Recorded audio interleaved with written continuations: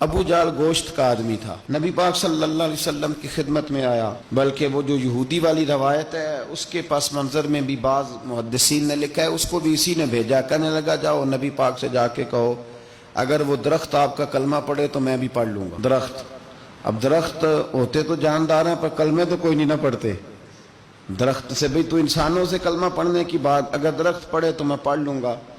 تو نبی پاک صلی اللہ علیہ وسلم دور بیٹھے تھے، درخت دور تھا، اور امام سیوطی علیہ رحمہ نے لکھا ہے درخت بھی کیکر کا تھا۔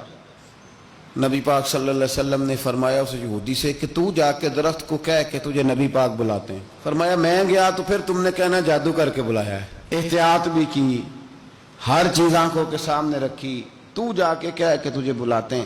وہ بندہ گیا، جا کے کہنے لگا، اور امام سیوطی نے اس کو لکھا ہے، کہنے لگے اس نے نبی پاک کا نام بھی نہیں لیا، کیونکہ ابو جہل اینڈ کمپنی کو پتا تھا کہ مصطفیٰ کے نام میں بھی بڑی برکت، خالی نام بھی نہیں لیا۔ کہنے لگا درخت وہ جو سامنے بیٹھے ہیں نا وہ تجھے بلا رہے، نام نہیں لیا حضور کا، وہ جو سامنے بیٹھے ہیں نا، جاءت لدعوتہ الاشجار ساجدۃ، امام بوصیری کہتے ہیں درخت آیا اور سجدہ کرتا ہوا، زمین چیرتا ہوا آیا۔ کس طرح آیا؟ پہلے آگے جھکا، پھر پیچھے جھکا، دائیں جھکا، بائیں جھکا۔ یہاں بھی لکھنے والوں نے لکھا ہے کہ وہ نہ درخت اپنی جڑیں اکھیڑ رہا تھا، جب چلنا تھا نا اس نے حضور کی طرف آنا تھا تو آگے دائیں بائیں ہوا، جڑیں اکھیڑ رہا تھا۔ لیکن ہمارے استاد جب ہمیں یہ روایت پڑھایا کرتے تھے تو کہتے تھے جڑیں نہیں اکھیڑ رہا تھا، جب اس نے سنا مجھے نبی پاک نے بلایا تو اسے وجد ہو گیا تھا۔ تو درخت آیا، اس نے آ کے نبی پاک کو سجدہ کیا، لکڑی کا بنا ہوا درخت ہے، سجدہ کیا، سجدہ کرنے کے بعد درخت اٹھا اور اٹھ کے اس نے نبی پاک کا کلمہ پڑھا۔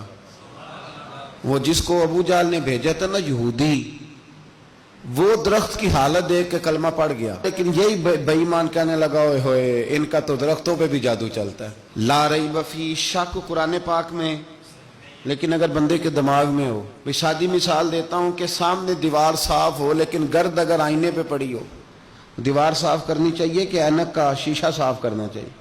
ساری زندگی لوگ دیوار صاف کرتے گزار دے۔ ابو جہل پھر آ گیا، کہنے لگا اگر آپ چاند کے 2 ٹکڑے کر دیں تو میں کلمہ پڑھنے کو تیار۔ اچھا یہاں بھی بڑی مزے کی بات ہے، اللہ نے پہلے کہہ دیا نبی پاک کو کہ ان الذین کفروا سواء علیہم اانذرتہم ام لم تنذرہم لا یؤمنون۔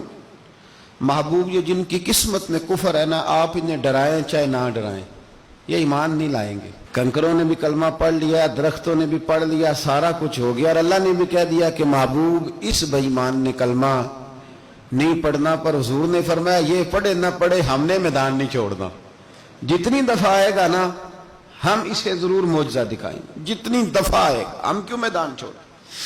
آگے کہنے لگا جی اگر چاند کے 2 ٹکڑے کر دیں تو اقتربت الساعۃ وانشق القمر، تو نبی پاک صلی اللہ علیہ وسلم نے انگلی کا اشارہ کیا، چاند 2 حصوں میں بٹا۔